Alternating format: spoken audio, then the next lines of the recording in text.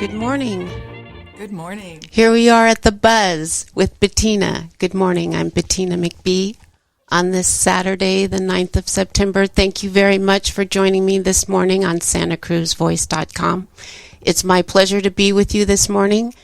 Thank you very much for listening, and thank you very much for joining us this morning. With me in studio, I'm very, very happy to introduce my friend, Miss Tina Brown. Good morning, Tina. Good morning, Bettina. It's so great to see you. It's even better to see you. Thank you so much for being my first guest this morning. Such an honor. Thank you for Well, thank you. Me.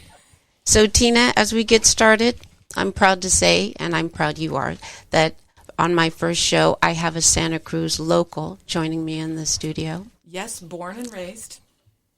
So tell me a little bit about your life here in Santa Cruz, Tina. Well, I actually grew up in Felton, which is Santa Cruz Mountains, and I actually went to San Lorenzo High School, and I had at least 5 of the same teachers my parents had when they went there. How was that? A little stifling. Everybody knew my family and knew my parents and my aunts and uncles and all of that. So I couldn't wait to get out, actually. But eventually I came back. Came back. Yeah. There's just something about Santa Cruz. There was something about Santa Cruz, yeah. It seemed to really, I came back when, after I got married, it seemed a really nice place to have children. So, but I had some adventures before I came back. Do you want to share any of those with us this morning? Yeah, sure. I would love to. I first went away to college where I thought I wanted to be a scientist. And where'd you go to college? That was UC Davis? UC Davis, yeah. And I was going there as a physics major, but I really liked my art history class. Mm-hmm. So I sort of already was moving towards the arts. And then I ended up changing my major and focusing in a brand new department there called environmental design. And that encompassed landscape architecture, graphic design, which was all pretty new at the time. I mean, I'm in my 50s, early 50s. And so back then it was all starting new. So they had a clothing department within the environmental design, but it was more like clothing as an environment for the body. So we studied like specialty clothing, like firewear. I did a whole study on ski wear with a professor. We studied about different embroidery techniques from Guatemala, historical costume. It wasn't really a fashion program. And I also had a minor in art history, and I got to study with Wayne Thiebaud, whose paintings you might have seen in the De Young, those beautiful cake sort of pop art kind of things. He was amazing to listen to and talk to. So I had a really great education there, even though it doesn't seem like such an artsy school. But that's interesting that, you know, you get a BS in an environmental design, and that translates into fashion. Well, it was really interesting because it's definitely come into play in what I do now. Now I work with private clients mostly. And one of the things we studied was how people's bodies change as they age. Yes. And for me, working with mostly women, I do work with men as well, but it's mostly women, our bodies really go through major changes. Now, you started your own company in 2006, correct? Yes. Ilka Style. Yes. Yes. I'm a fashion stylist. Originally, I started styling in San Francisco for runway events and photo shoots. But when I moved back to Santa Cruz, I stopped working, had children, and when people found out what I used to do, they used to start asking me, I have to go to an event, I have to go to a wedding. And then somebody in my yoga class, wonderful person named Maya, asked me, I'm not being taken very seriously at work. And she looked really young for her age, and she liked to wear a lot of very embroidered, ethnic-feeling clothing. And she was an architect. So, but she was in a meeting with a client, and they asked her to get the coffee, although she was the person they were meeting with. And so she asked me, how can I step it up at work? So that was my first jump into somebody's closet. Mm-hmm. And so what we did with her was work with her love of embroidery, but make it more appropriate for the office. So we would still wear embroidered tops, but more with the classic trouser, or an embroidered dress, but maybe with a blazer over it. So she still looked work appropriate, but could still express herself. And this was, in a sense, the beginning of your business? Yes, that was the beginning of Ilka Style. And how did you come up with the name Ilka? So, because my name is Tina Brown, and there is a far more famous Tina Brown out there. She was editor of The New Yorker and Vanity Fair, and is British. I couldn't get anything with my name on it. So a good friend of mine, a local jewelry designer, Denise Peacock, she does Delish Jewelry. We were reading an Alexander McCall Smith book, and she found this word Ilka, which is an old Scottish word that means each and every. So I was like, each and every style. Everybody has their own style, even if they haven't found it yet. So that was sort of my jumping off point. That's interesting because, this morning when Tina came in and she took a look at Michael, we were discussing his style, and he feels he doesn't have any style, but Tina reminded him that we all have style depending on what we put on, what we choose to put on. Everybody has to get dressed in the morning. Well, most people get dressed in the morning. So you make choices when you do that. And a lot of the clients that I have now will come to me and say, I don't have any style, or I've never had style. But once I look in their closet, you usually find things that they're drawn to, things they like, colors or, accessories or something like that. And you can build off of that, and then they gain more confidence when they feel good in what they're wearing. What do you think makes style? I mean, when you go into someone's closet and you're being positive and tell them, yes, you have a sense of style, it's here in your closet. I mean, what is that? What is that? Style, I think, is a little bit innate. It's sort of some people are born with just a great sense of style and putting things together, and they really enjoy that. Other people have to work at it a little bit, but everybody is drawn towards certain colors or certain shapes or kinds of jewelry or maybe belts. I have one client who just likes to wear what she calls sassy socks. So just like socks that are fun, because even if nobody else sees them, she knows they're there. I love fun socks. Right. So then socks can be in a boring meeting and look down and see her fun socks. It can change her whole day. Exactly. It just makes her sort of laugh and it makes her feel good. So it's really about finding for your personal taste and how you want to live your life. One thing I really try to do when I work with clients is I can tell them what's happening on the runway, like the latest styles and trends. Like right now it's fall, and this week is the beginning of New York Fashion Week, so there's a lot of talk about style and fashion out there, but that's not necessarily going to translate to life here in Santa Cruz, or even I have clients in Silicon Valley as well. And really, it's really about finding what they're comfortable in and what their lifestyle is like. I'm not going to put somebody in heels who never wears heels. Well, isn't that a big part of style? Like you're helping people develop more of just knowing what your personal style is and developing that, whatever that may be. Yeah, exactly. It's very personal, and it's really about feeling good in what you wear. I believe that if you feel good in what you're wearing, you're more confident, and then that confidence you take out into the world, and people can feel that. I've developed over the years, now been doing this for quite a while, what I call the 3 elements of style. And I feel like if I can teach my clients those, they can get dressed for any occasion. It's a body shape, what things look best on your body, what shapes flatter it, what shapes don't flatter it, coloring, what best colors look on, how good they look on you. I mean, you might remember long ago, maybe in the 80s, when it was really trendy to get your colors done, and you could do warm, you can do a fall, summer, spring. I do more of a loose base on that, more like warm, mid-tones, and then brights, depending on your coloring. And then the last one is your personality. And that's actually the hardest one to develop. And it's usually the last one that I work with clients, because the other ones are pretty straightforward. And so when you're shopping, if you know what a shape's not going to look good on your body, you don't have to look at that. You can just move on, right? And same with colors. If you know a color doesn't look good on you, then you can just step away from that. I mean, I think one of my big things that people always like to sort of argue with me about is I'm not a big fan of black. Oh, that's my favorite color. So I just think that for most people, it's not the best color for them. It doesn't, like for me, if I wear black, and I do have a little bit of black in this print I have now, but I have a very bright color underneath. It really doesn't bring out my eyes or it doesn't bring out my complexion, and it really just makes me look very pale. So I tend to avoid it near my face. But in general, I think people look happier in color. Well, sure, yes. Yeah.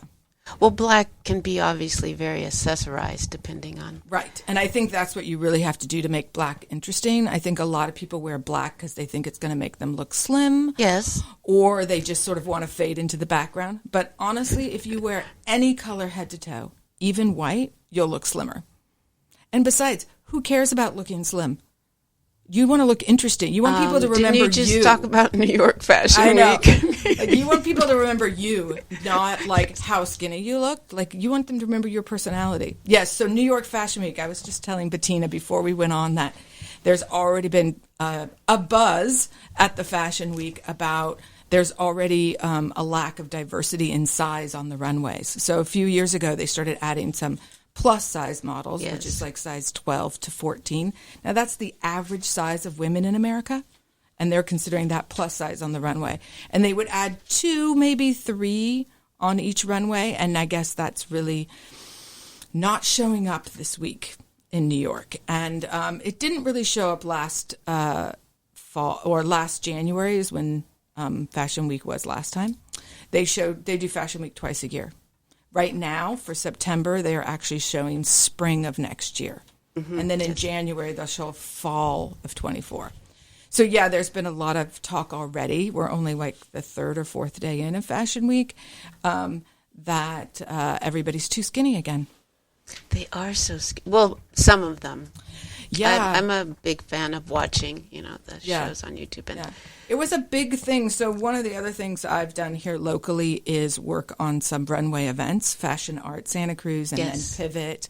And one of the big things that we did, especially with Pivot, with my fabulous partner, Rose Sellery, is that we really focused on having diversity in the runway. We wanted people to be able to see themselves, and we really wanted all sizes and ages and colors and genders, all representation on the runway. And it was really important. As a model who's modeled in Pivot, how many years? 6 years or 8? 7 years? I can attest to all those things that you just said, and my daughter is modeled with me in Pivot as well, who's listening. Hi. Hi, Serna. Yes, Pivot has always been a wonderful time, a host of models, all ages, sizes, ethnic backgrounds, men, women, skating, roller skating, acrobatics. We tried to put a little bit of everything in everything. Every show. And always such a delight, always such a good time. And you're great at collaborating and creating shows and wonderful events. Collaboration is I think the key to my happiness. It's so one of my favorite things, other than collaborating with my partner, Rose Sellery, on the overall feeling of the show, is working with the individual designers. Because just like what we were talking about, the sizes, I would work with them on showing a complete, cohesive collection, but also that could work for a lot of different body shapes and that people would buy. The whole point of doing shows like that is so people can buy these artists' work, the artists and designers locally. I mean, their work is so incredible. More people should be buying it. That is so true, though. The work that comes out of the locals, and you've had artists, designers who weren't only local, but the amount of creativity that is displayed in both the shows, the Fashion Teen as well as Pivot, and it was just a wonderful time, and you and Rose worked. The work you put into it was obvious, and the showcasing events for the artists to have a chance to show their work for people to come in and purchase was very nice. And the Rio Theater was a wonderful host. And yes, yeah, we loved working with the local designers and artists. It was a great opportunity for them to share their work. And where do you know where do some of the locals sell their styles, for example? Well, so most of them sell either online or out of their small studios. One of our biggest designers, great friend of mine, IB Bio, he'll be in Bio. Open Studios coming up. That's a big time for him to sell. And then one thing we really tried to do with Pivot that didn't actually ever translate, we never found the perfect way to have a trunk show for our designers. We tried to have it during the show. We tried to do it after the show. We tried to do it, we rented a space a couple days after, and it was really difficult to get people to come back after the show. And it was really difficult people loved our shows, but they wouldn't put their money on the artists after.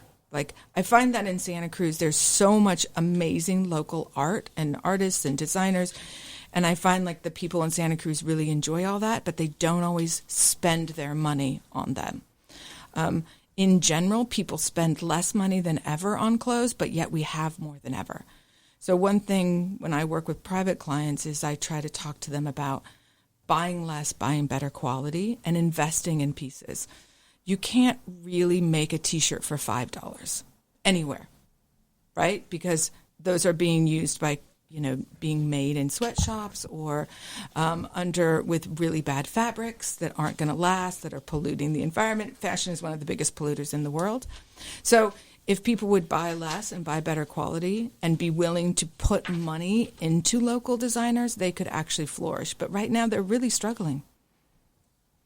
So that's one thing that we can consider as we work to bring these shows back is ways that we can not promote the designers more, but actually get people to come in and buy their designs, because they are. I can think that as we think local first. Yes, exactly. That we want to make sure that we keep a lot of our local money here in the peninsula. And I know people come to the shows obviously from being part of them. The artwork and the designs is so exquisite. It is seeing a show. It most definitely is. And it was such a fantastic community. We got to know so many artists and designers, and they're all such wonderful people, and they all have something to offer. Yes. I get very excited about working with them and seeing what they're doing and their new designs and their new artwork. But even as you're saying, the collaboration with not only the designers, but then you work with photographers and videographers who come in and take part in the show, like when you did Pivot the Pandemic, which was so fun. Yes, well, we had to, so when we couldn't have a live event during 2020, Rose and I decided we didn't quite want to give up, and we decided to make a movie.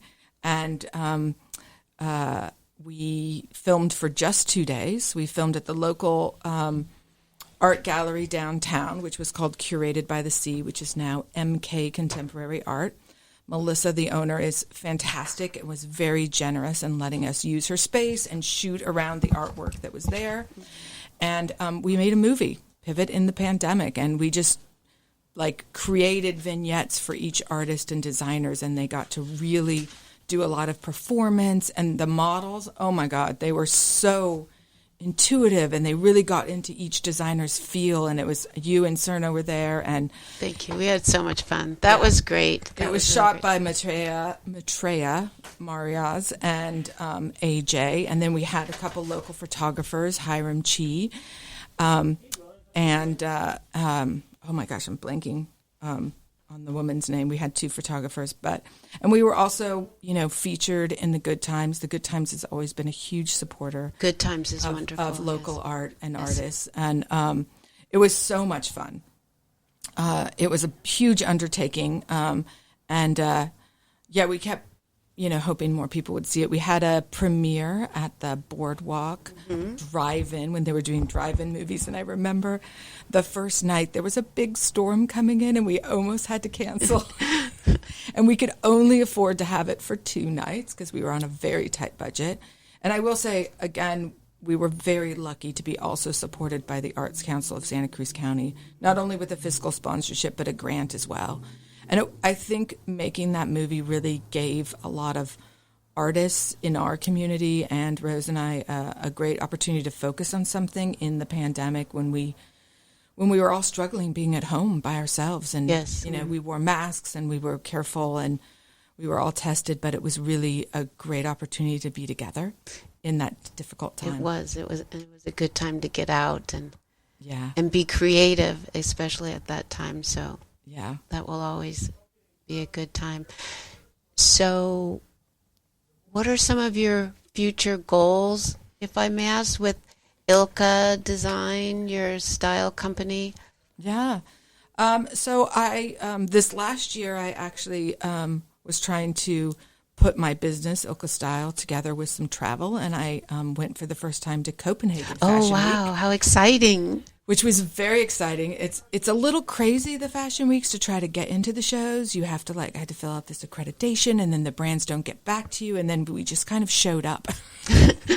But the cool thing about Copenhagen is that they are the only fashion week that has sustainability standards. So every brand that showed with them had to meet these sustainability standards, and they're the only fashion week that does that. I chose Copenhagen because I'd never been to Copenhagen, and I wanted to go there. And also it was a smaller fashion week, and I knew some of the brands like Stein Goya and Gani are the kind of bigger brands. But it was really fun. It was really interesting to be on the other side of a fashion show. Normally I'm behind the scenes putting things together, and I don't normally get to sit in the audience. So that was kind of fun. That sounds fun. So what was Copenhagen like? I mean, how'd you like it? It was well, we didn't have great weather, but beside that, I thought it was a really great city. Everybody rides their bikes. They just park them outside. They don't lock them up. There's just 50 bikes outside of every store on the streets. The subway was super clean, easy. We could take it at 10:30 at night.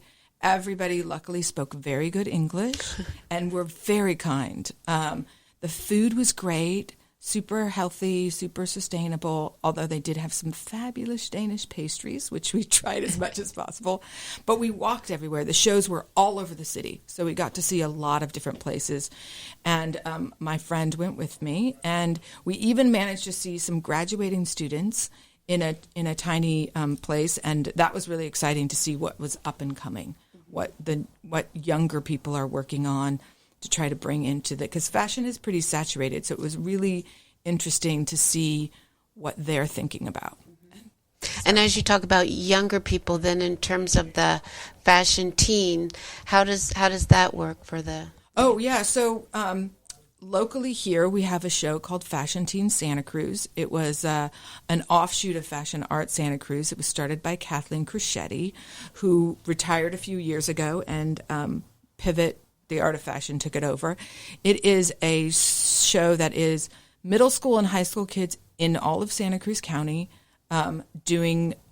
making garments out of recycled materials, either recycled from the Goodwill, who we collaborate with, or trash. Actual trash.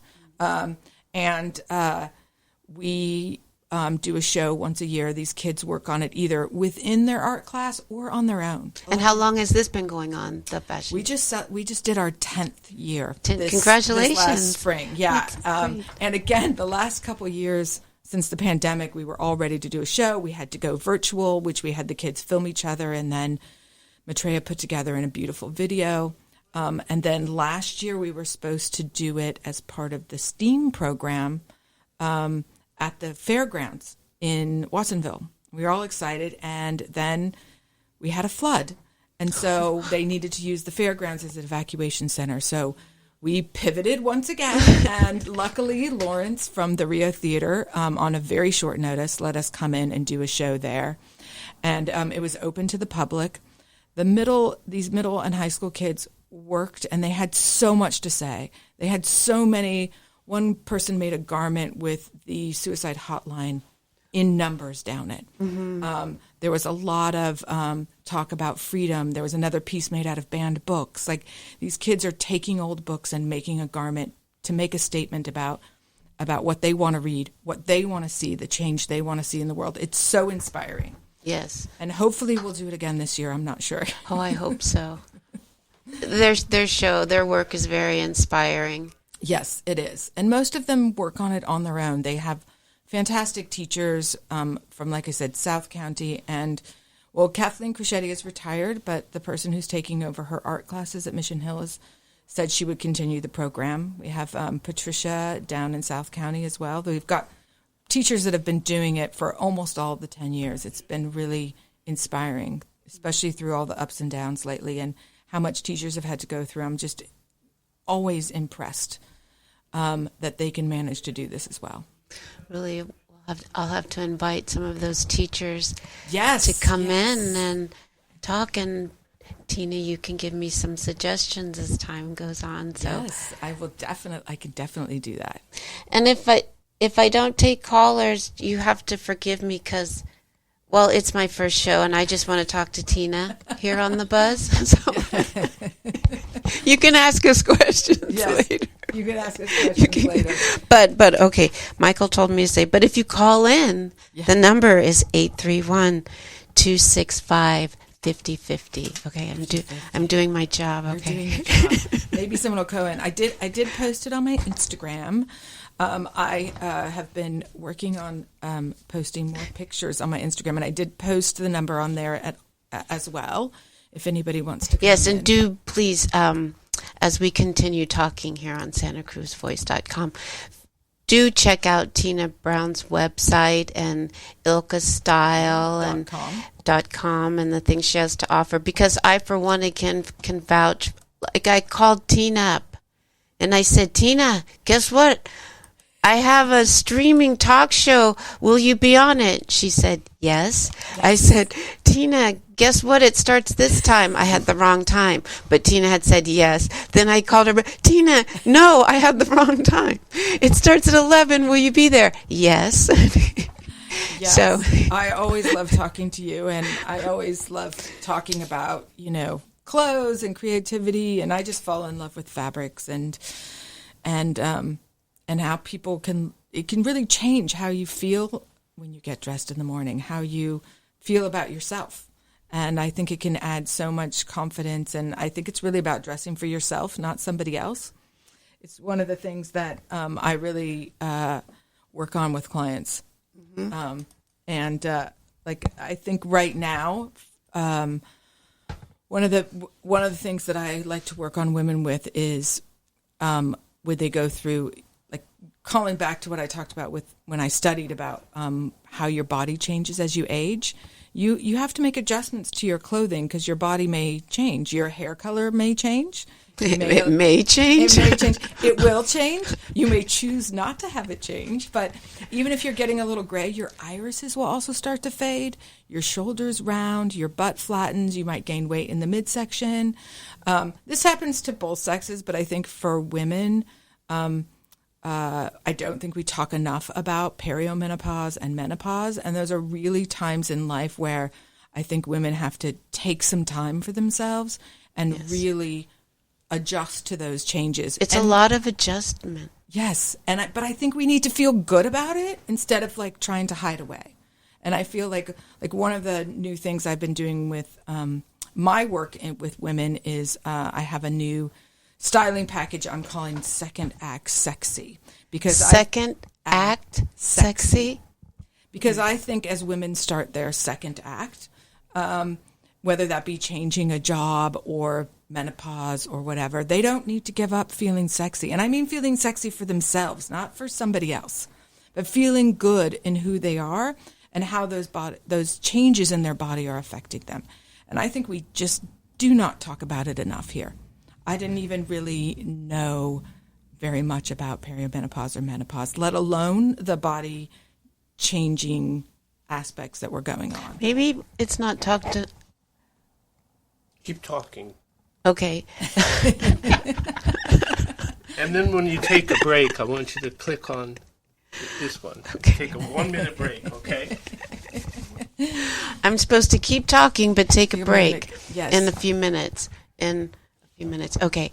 But I think, and that's probably something that we can talk about and on SantaCruzVoice.com in the future and bring some local guests on. But I think it, as a woman who's aging, getting older by the minute, it is hard to talk about in some ways because it's hard to adjust to. Yeah. It's hard to even face some days. Absolutely. Your hormone levels are all over the place. You don't feel great. Like I said, you might be gaining some weight. Your clothes don't fit right. You don't really know what's going on. Yeah, or you're exercising and still, like, you think certain things should be happening by now. Right. And they're just not. And they're just not. Because your body's doing something else entirely. It's got a mind of its own. Exactly.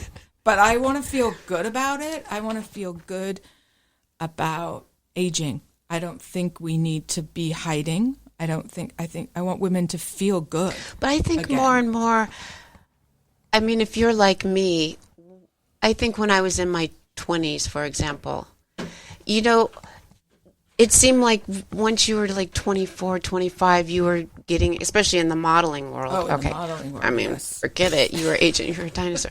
But today, age is really a number. I think it's not from athletics to modeling to, of course, like a show like Pivot. That's one thing I loved about Pivot is you welcomed all ages, all sizes, all everybody, and that was a pure joy. But I think in this time, 2023, again, from athletics, I've watched tennis, I watched track and field, and the athletes are in their 30s, models are in their 30s, talents. I mean, I went to the Beyonce concert. Come on, I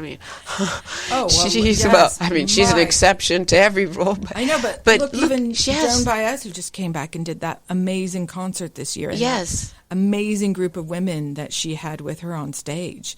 You know, Brandi Carlile, Annie Lennox. Like, it also reminds me of somebody just recently told me about this other great podcast with Julia Louis-Dreyfus called Wiser Than Me, where she interviews women that are wiser than her, and they're all 70s, 80s. We have so much to learn from these women. Yes. And we have so much strength that comes with that age. I feel like it's so hard in the fashion industry. Everybody wants to be thin and young and pretty, but I think you have so much strength as you get older that's what we need to idolize, not the young, skinny kids that they don't know anything yet, but we've lived a life. We have so much to offer, and I feel like we get forgotten sometimes, and I just want women to feel good about themselves. Well, that's good. And on that, I don't want to forget that Michael said take a break. So I'm going to hit the break button, and we'll be right back on SantaCruzVoice.com. Hey there, everybody. Excitement's in the air. Family fun for everyone. The Santa Cruz County Fair. The Santa Cruz County Fair is just days away. Everything homegrown and locally shown. Starting Wednesday, September 13th. 5 days of family fun. The sights and sounds of monster trucks and motocross on Wednesday and Thursday. Live music nightly on the amphitheater stage. Everyone will be delighted by the daily roving entertainment of Jeremy the Juggler and Mariachi de California. The kids will love Twinkle Time on the Tank House stage and the Cartoon Poodles on the Playhouse stage. You'll be amazed by Danger Magic with Michael Mesmer, plus delicious food, carnival rides, and games, and even circus acts. It's all homegrown and locally shown, starting Wednesday, September 13th at the Santa Cruz County Fairgrounds. For more details, visit SantaCruzCountyFair.com. Santa Cruz County Fair. Welcome back to SantaCruzVoice.com. I'm Bettina, and you're listening to The Buzz. And in studio, I have my guest, Tina Brown. And we've been talking about fashion art and Pivot and Santa Cruz. Looks like the sun's coming out. So we ended talking about aging a little bit, and that we don't maybe think that older people have as much to offer. And of course, older people have a lot to offer. And I'm so glad that as the world continues to revolve, the value of aging, perhaps I will be as so bold to say, in this country, is gaining. Because I want to be around a long time, and I'm glad to see that doors are remaining open. Like here I am. I won't say how old I am, but to be able to. Proud of how old you Well, are. I am very proud. Believe me, my birthday's October 1st for everybody. But it's very nice to have been gifted this opportunity. I'll even say at my age, at 63, and not having been on the air for a long time. That through great contacts, and the world is small and streaming, and again, Brian and good contacts and calling me up saying, do you want to be on the air again? And who wouldn't want to be on the air again? It's a great avenue to be creative and expressive, and so I'm more than thrilled to be back on the air. And and I've seen you on the runway. You knock it out of the park every single time. oh, well, you're so sweet. Thank you. But you will be doing runway shows until you're 80 years old. Well, thank you. And I'm working on that. And even saying that, thank you, Tina, back to just how fashion can make you feel, and putting clothes on that make you feel good. That's always been one of my extreme pleasures about modeling, is putting on something that is beautiful or casual or whatever it may be, and a designer has chosen you to wear their clothes, and you put it on, and the feeling that you get once you put it on, and of course how you want to model and transmit to project the artistry of that That's how designer. I like to get dressed every day, is have those feelings. I mean, one of the things, for me during the pandemic was one of the hardest things was having nowhere to go. I would get dressed every day anyways, because for me, I would get depressed if I didn't, right? So it was really important for me to still wear my clothes and not just be in sweatpants all day, because that's not me. And it really helped get me through the pandemic. And that's when I really started posting pictures of myself on Instagram, because before that, I hate my picture taken, and I was always behind the scenes, right? I don't like to be on photo shoots. I'm the one fixing the dress. I'm not the model in the picture. And I really pushed myself to start posting photos of myself. My daughter helped me in the beginning. That younger age, they tell you all that, oh, no, pose like this, do this, because they know all the good selfie angles. How old is your daughter? She's 23. So you've met her because she did model for us before. Okay.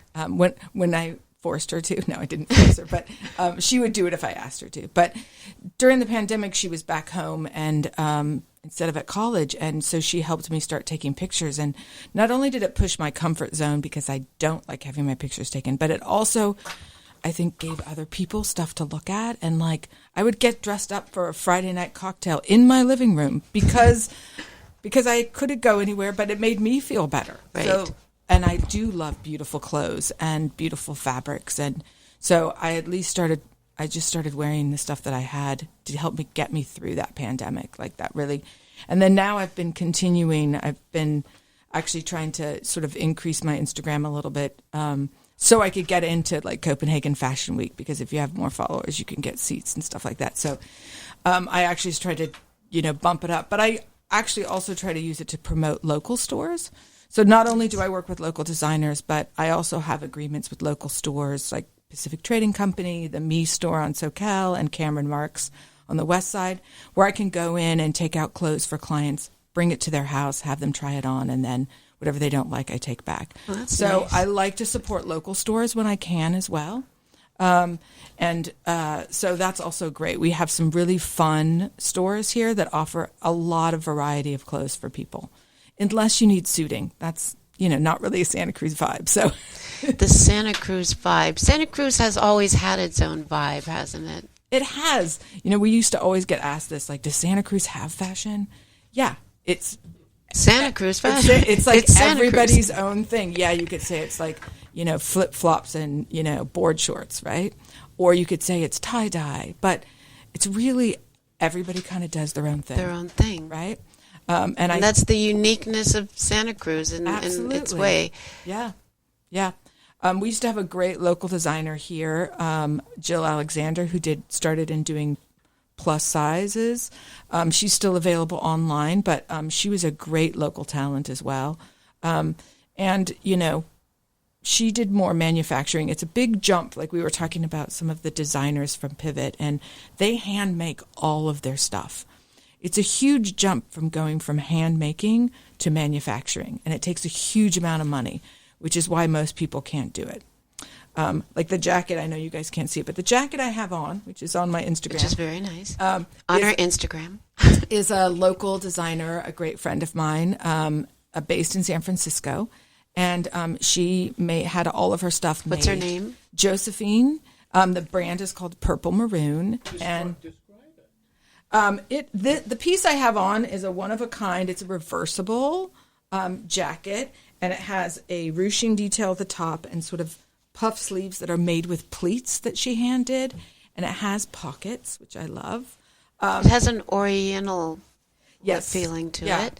Yeah, a lot of her stuff does. It's This short jacket waist. was actually a special collaboration between her and an artist, Sudna Shroff, who is actually in Pivot as well and has had stuff at the gallery downtown, the MK Contemporary Art, who actually, Sudna actually designed this with her, and it was a special fundraising piece for Afghan refugees. And she actually has a movie out called Fremont. Oh. That was filmed in Fremont, California, about an Afghan refugee. And it got picked up for distribution, and it's just opened in the Bay Area. So if you get a chance to watch it. Fremont? It's called Fremont. It's beautiful. It's filmed in black and white. And it's very art housey, but it's a beautiful story of an Afghan refugee just wanting to be a normal girl. It's a really lovely story. But my friend, local designer Josephine of Purple Maroon, she was making everything manufactured here in San Francisco.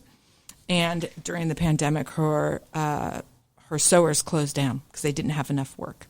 And so now she has to have it made elsewhere. But she makes limited quantities so as not to produce too much. So it's not fast fashion. It's one of a kind. It's not all one of a kind, but she makes a limited quantity. So she's actually going sort of old school, and you look at the collection, you order pieces, and then it comes 4 months later. So some people are going back. So then we don't have a lot of extra stuff. This is one of the big problems with fashion, is that we make so much stuff, we can't possibly wear it all. And where does it all go? I mean... Into my room. my mom's listening because it goes in Bettina's room. What's the latest thing have you bought? Oh, the latest thing I bought was a pair of Coach shoes. Oh, what color? They were black. And I was bargain hunting because I love fashion. Yeah. And I attribute that to my mother, my beautiful mother.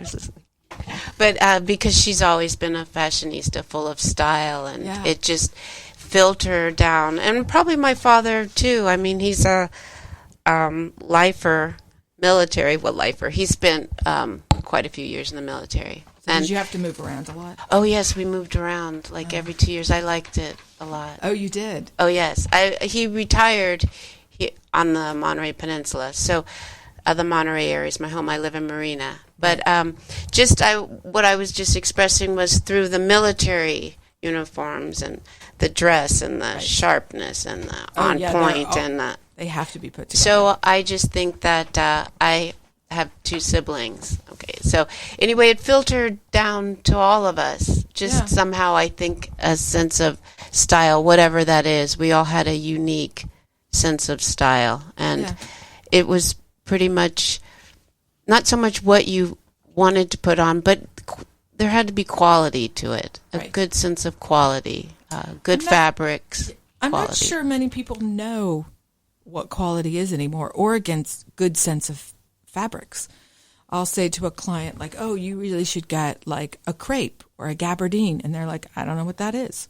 Like, people don't know about good fabrics anymore or how things are made. And that's something I'd actually like to bring back, because I think it's kind of like the slow food movement. I'd like a slow fashion movement that really, so you learn. One of the cool things I saw in Copenhagen was the brand that was making faux leather out of mushroom and cactus fibers. How cool is that? It looked fantastic. It was very edgy on the runway, but it was really cool. So, I think that there are other ways we can approach stuff. And the one thing Santa Cruz does have, we have a lot of like vintage shops and used shops. So Yes. There's a lot of ways to get great fashion without buying fast fashion.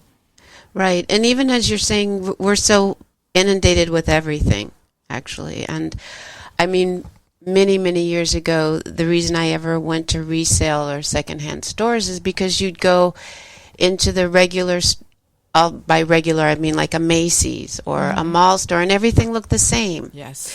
And then when I was in my 20s, I can remember the clothes for 20-year-olds. I was like, I don't want to wear that. I mean, and especially living here in California, quite frankly, what were the 20-year-old clothes? The little thin strapped or kind of, slip and dresses. and plus I was a young professional and that wasn't going to fly. And then the clothes as I got older that were, say, supposedly for 30-year-olds or 40-year-old women were pretty matronly looking. So you had to start looking outside in the box, as that's Yeah. saying, and go to consignment stores or other means, or independent designers, their Yeah, stores, yeah. and see what was going on.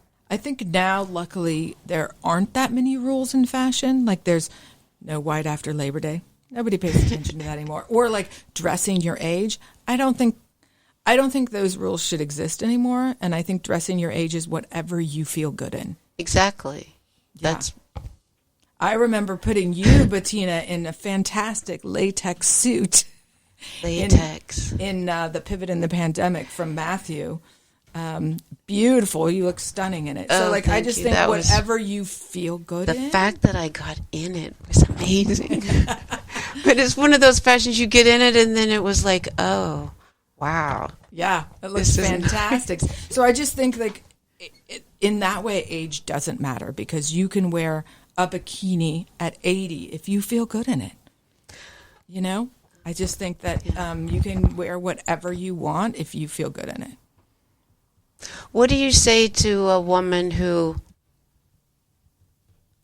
wants to wear color, for example, and isn't sure what colors to wear, or is used to wearing, say, a particular color that maybe doesn't enhance her skin tone, her makeup, and how do you drift someone into a direction that Slowly, can help them?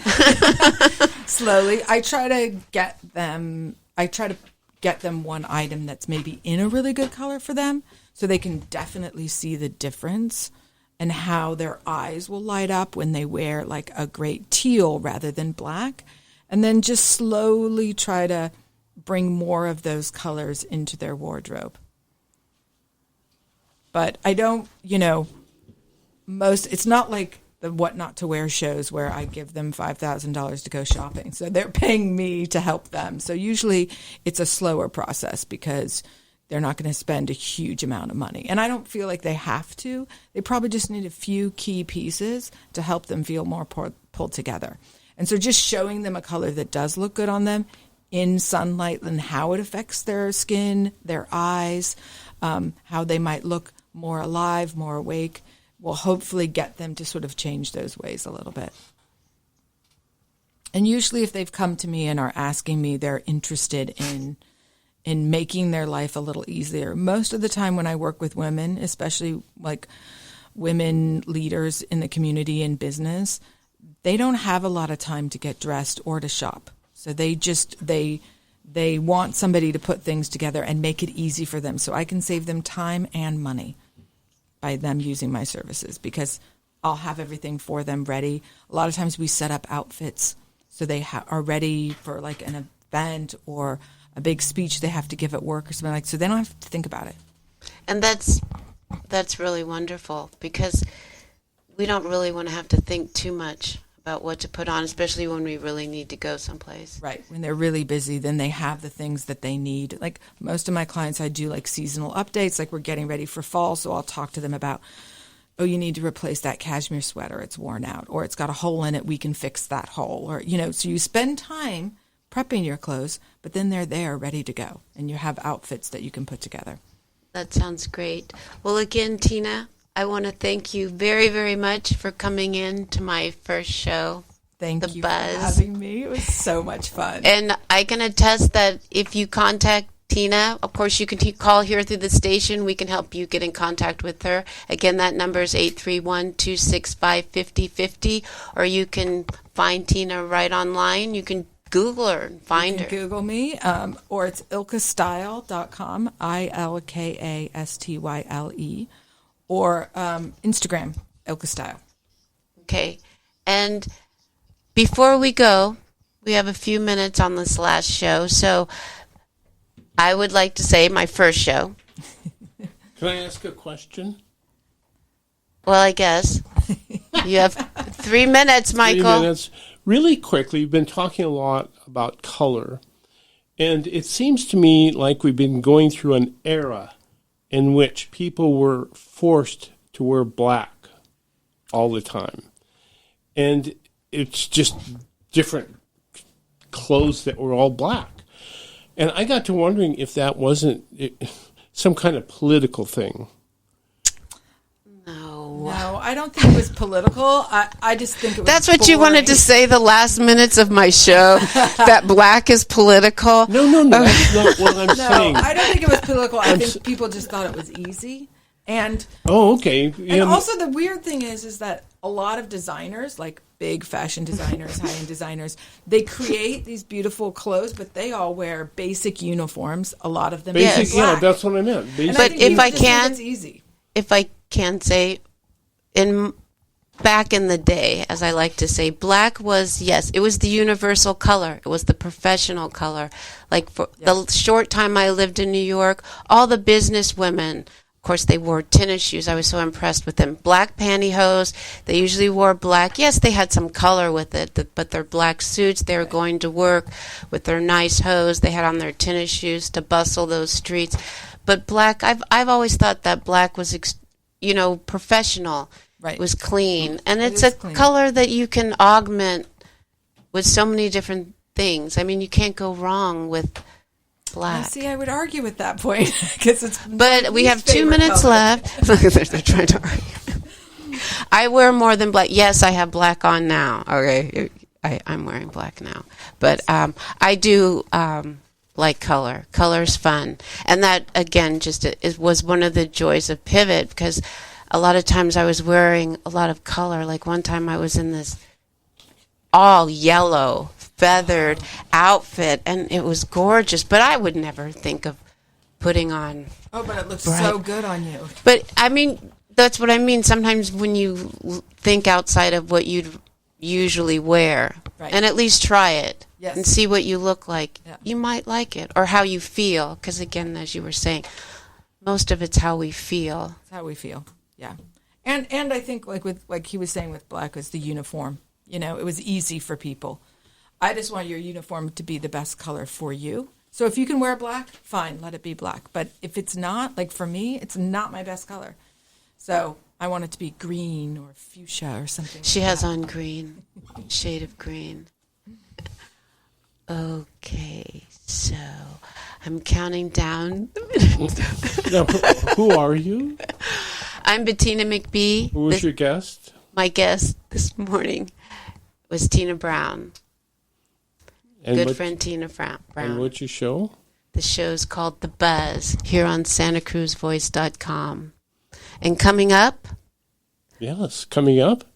we have Well, I think it's none other than Michael Jacoby and Raising the Standards. Raising the Standards with Michael Jacoby. And next week, I'll be at the Santa Cruz County Fair next Right. Saturday. Yeah. So I'll be live with Michael. We'll be course. up there. We'll all be So there. please come by and say hi.